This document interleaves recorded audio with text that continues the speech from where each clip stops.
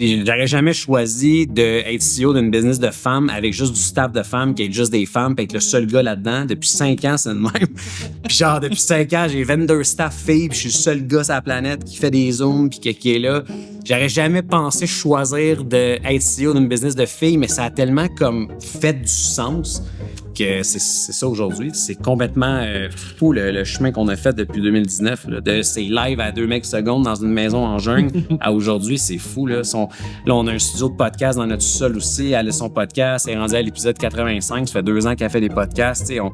Ça a commencé à gauler. Là. Elle a commencé à devenir vraiment une machine à contenu puis quelqu'un qui veut être la référence pour aider les femmes au Québec, surtout en prévention. Parce que le système de santé il est très curatif ici. Là.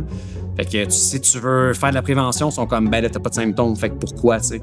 Puis elle et moi, maintenant, on est vraiment comme sur le choc d'entendre ça. Fait qu'on veut aider le monde à penser un petit peu plus loin, à pas attendre qu'il y ait des symptômes, justement. Tu sais, juste être smart tout de suite pendant que t'es jeune, ou t'es jeune. Même si tu as 50 ans, t'as pas de symptômes.